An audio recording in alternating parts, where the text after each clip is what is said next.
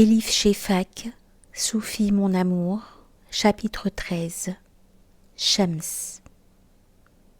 Bagdad, 28 septembre 1243. Brouillé par les aiguilles de glace qui pendaient et les routes couvertes de neige, la silhouette d'un messager apparut au loin. Il dit venir de Kayseri, ce qui entraîna beaucoup de tumulte parmi les derviches, qui savaient que les visiteurs étaient plus rares encore que les doux raisins d'été à cette époque de l'année. Un messager porteur d'un message suffisamment urgent pour braver les tempêtes de neige ne pouvait signifier que deux choses. Soit un accident terrible s'était produit, soit un événement important était sur le point d'advenir. La venue du messager mit les langues en mouvement dans la confrérie de derviches, car tous étaient curieux du contenu de la lettre remise au maître. Mais enveloppé d'un manteau de mystère, il ne donna aucun indice. Impassible, plongé dans ses réflexions, sur ses gardes, il arbora pendant des jours l'expression d'un homme qui lutte contre sa conscience et a du mal à prendre la bonne décision. Pendant ce temps, ce ne fut pas la simple curiosité qui me poussa à observer Baba Zaman de près. Tout au fond de moi, je sentais que cette lettre me concernait personnellement, bien que je ne puisse dire en quoi. Je passais bien des soirs dans la salle de prière à réciter les 99 noms de Dieu pour qu'il me guide, et chaque fois un nom s'imposait. El-Jabbar, celui à qui rien n'arrive dans son domaine, sauf ce qu'il a voulu. Dans les jours qui suivirent, alors que tous au centre se lançaient dans les plus folles spéculations, je passais mon temps seul dans le jardin, observant Mère Nature maintenant recroquevillée sous une épaisse couverture de neige. Enfin, un jour, nous entendîmes la cloche de cuivre de la cuisine résonner à maintes reprises, ce qui signifiait qu'on nous convoquait à une réunion urgente. En pénétrant dans la grande salle de Kaneka, je retrouvais tout le monde, novices et vieux derviches, côte à côte en un large cercle. Au milieu du cercle était le maître, les lèvres serrées, les yeux troubles. Il s'éclaircit la gorge et déclara : « Bismillah, vous devez vous demander pourquoi je vous ai convoqué ici. Il s'agit de la lettre que j'ai reçue. Peu importe de qui elle venait. Il suffit de dire qu'elle a attiré mon attention sur un sujet qui aura de grandes conséquences. » Baba Zaman s'interrompit brièvement et regarda par la fenêtre. Il avait l'air épuisé, amaigri et pâle, comme s'il avait considérablement vieilli ces derniers jours.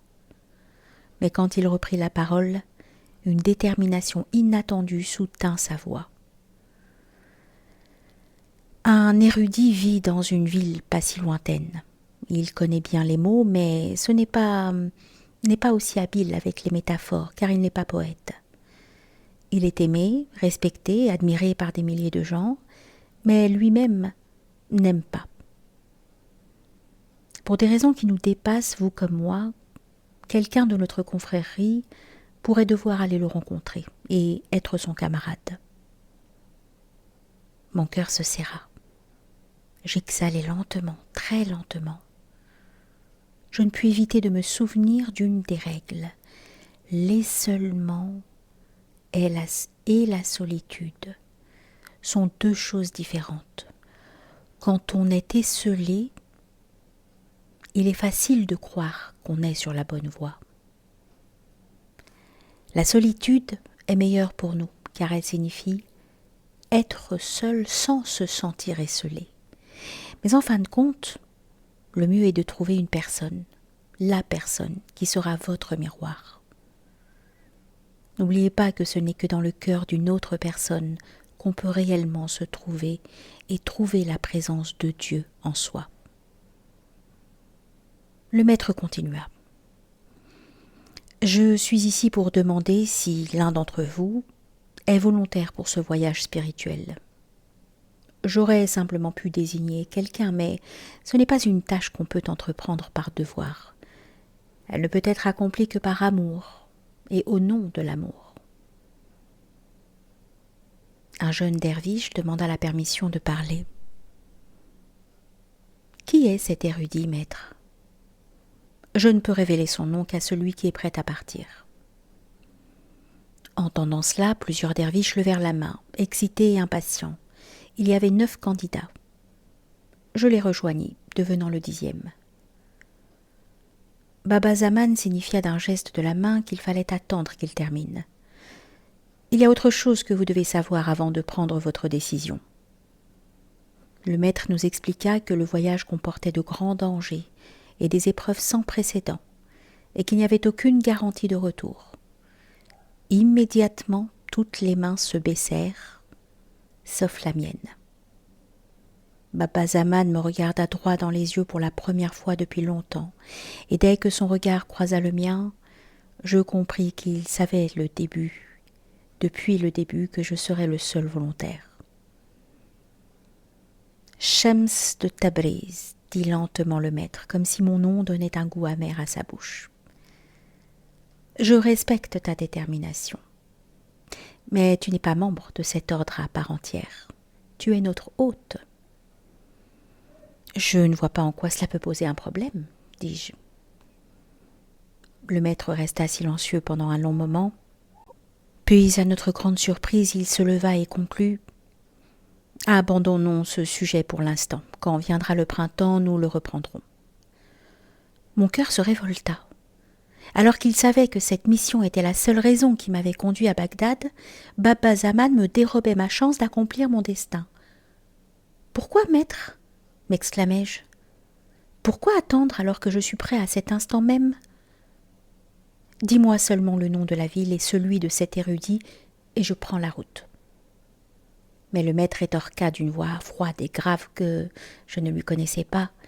« Il n'y a rien à discuter. La réunion est levée. » Ce fut un hiver long et dur. Le jardin était aussi paralysé par le gel que les lèvres. Pendant les 3 mois qui suivirent, je n'adressai pas une parole à quiconque. Chaque jour, je faisais de longues promenades dans la campagne, espérant voir un arbre bourgeonner. Mais après la neige, il tomba plus de neige. Le printemps ne poignait à aucun horizon. Pourtant, si déprimé que je fusse extérieurement, je restais reconnaissant et plein d'espoir intérieurement, entretenant dans mon esprit une autre règle. Elle convenait à mon humeur. Quoi qu'il arrive dans ta vie, si troublant que tout te semble, n'entre pas dans les faubourgs du désespoir. Même quand toutes les portes restent fermées, Dieu t'ouvrira une nouvelle voie. Sois reconnaissant. Il est facile d'être reconnaissant quand tout va bien. Un soufi est reconnaissant non pas pour ce qu'on lui a donné, mais aussi pour ce qu'on lui a refusé. Puis finalement, un matin, j'entrevis une couleur vive. J'entrevis une couleur vive, aussi délicieuse et douce qu'une chanson, qui traversait la couche de neige. C'était un buisson de trèfle couvert de minuscules fleurs lavandes. Mon cœur s'emplit de joie. En revenant vers le centre, je tombai sur le novice aux cheveux roux et le saluai gaiement. Il était si habitué à me voir figé dans un silence grognon qu'il en resta bouche bée. « Souris, mon garçon, lui criai-je. Ne vois-tu pas que le printemps est dans l'air ?» Dès ce jour, le paysage changea à une vitesse remarquable. La dernière neige fondue, les arbres se couvrirent de bourgeons, hirondelles et roitelets revinrent et, avant peu, une odeur légère et épicée emplit l'air. Un matin, nous entendîmes la cloche de cuivre sonner. Cette fois, j'atteignis la porte de la salle le premier. À nouveau, nous nous assîmes en cercle autour du maître et l'écoutâmes parler du grand érudit de l'islam qui savait tout, sauf les profondeurs de l'amour. À nouveau, personne d'autre que moi ne se porta volontaire. « Je vois que Shams est le seul volontaire, » annonça Baba Zaman d'une voix qui s'éleva puis faiblit comme un coup de vent. « Mais j'attendrai l'automne avant de prendre une décision. » Je restai stupéfait. Je n'arrivais pas à croire ce qui se passait. J'étais prêt à partir depuis 3 longs mois, et le maître me disait que je devais me remettre mon voyage pour 6 mois de plus. Le cœur lourd, je protestais et me plaignais. Je suppliais le maître de me dire le nom de la ville et de l'érudit, mais une fois de plus, il refusa. Cette fois pourtant, je savais qu'il me serait plus facile d'attendre, car il ne pourrait y avoir d'autre temporisation. Ayant supporté d'attendre le printemps tout l'hiver, je pouvais contenir mon feu du printemps jusqu'à l'automne.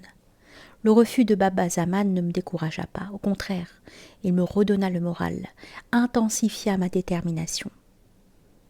Une autre règle disait « La patience, ce n'est pas endurer passivement.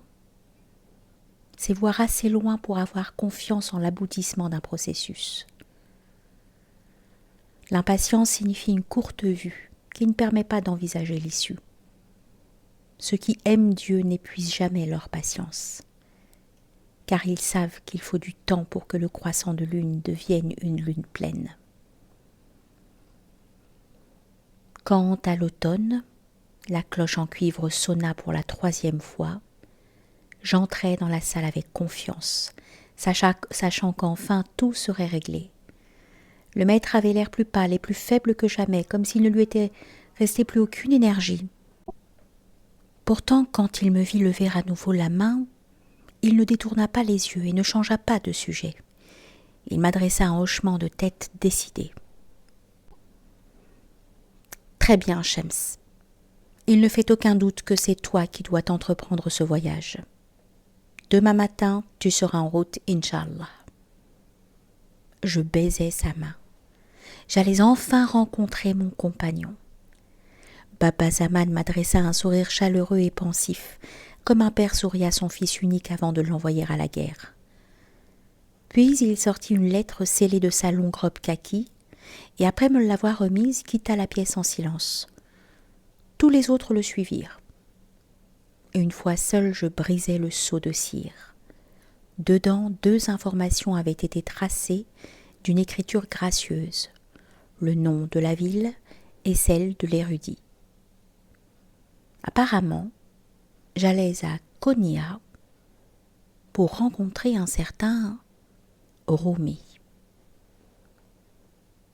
Je crus que mon cœur s'arrêtait de battre. Jamais je n'avais entendu son nom auparavant.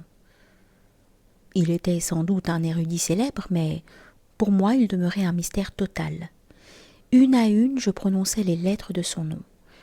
Le R puissant et lucide, le U de velours, le M intrépide et confiant, le mystérieux I qui restait à résoudre. Je rassemblais les lettres et répétais son nom encore et encore, jusqu'à ce qu'il fonde sur ma langue avec la douceur d'un bonbon et me devienne aussi familier que pain, eau ou lait.